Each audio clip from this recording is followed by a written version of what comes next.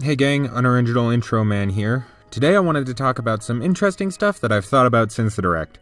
This'll hopefully be my last video on Pyra and Mythra until release, unless something crazy happens, but I wanted to mention this because I think it's going to be pretty vital to how these characters play. Before that, however, I wanted to mention that if you look back to yesterday's video, you'll remember that I said Pyra's voice had changed. It's a little more confident and aggressive. I asked Sky Bennett, Pyra's voice actress, on Twitter, and she confirmed that her performance was meant to showcase newfound confidence after Xenoblade Chronicles 2's events. That's not what I intended to talk about, but I thought it was pretty cool. No, the main thing I wanted to talk about was the special conundrum I had yesterday. I wasn't sure why Mythra had 5 special-like attacks, despite only having 3 free special slots. However, since then, I've remembered a special mechanic in Xenoblade Chronicles 2, that being Blade Arts. To keep it brief, the player can have blades perform super special attacks kinda like Cloud's limit breaks. However, unlike limit breaks, the player can time button presses during these animations to power up the attacks. I believe that Pyra and Mythra specials are gonna function in much the same way, where timing presses specifically will cause special effects.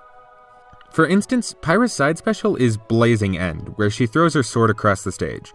In the trailer, the sword stays in place for a little bit to jack up Captain Falcon. However, I believe that's just the modified version of that special, and not timing the press will cause it to return to Pyra just like Richter's Cross. Now, my question is how this will affect Pyra's other specials. I'm guessing her up special, Prominence Revolt, is just like Cloud's Climb Hazard, where the second press is what causes the downward motion. I think the down special, Flame Nova, is going to be a lot simpler, where the timed press just causes the eruption that knocks people away. For Mythra, it's a little more complicated. For her side special, Photon Edge, I think the extra presses will cause more continuations of the attack, and the actual attack is much shorter than what we saw.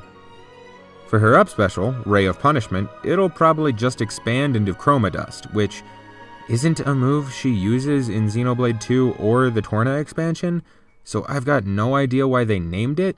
That was weird. Now, the down special still really confuses me, because logically, Foresight is the down special. It's the Xenoblade down special. That's what makes sense.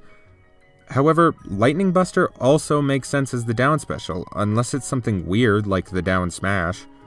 If I had to take a shot at explaining it, I'm gonna say it may change depending on the situation. If Mythra is about to get hit, it'll immediately go into Foresight, which I don't think will have a timed press effect. If Mythra's in the clear, it'll go into Lightning Buster, although you can still get hit during that animation. Would that be weird? Yes.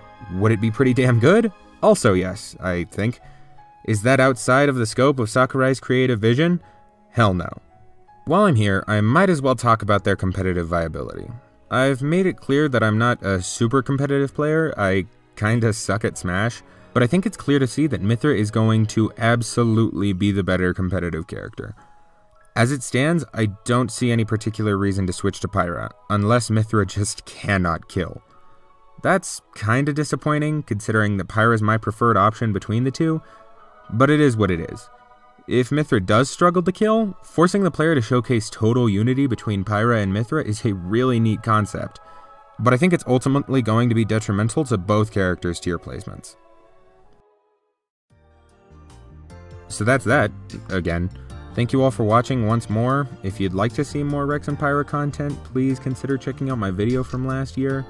Or if you're a little burnt out on Smash, maybe consider checking out my Framemakers content. But if not, then I think I'll see you all next time.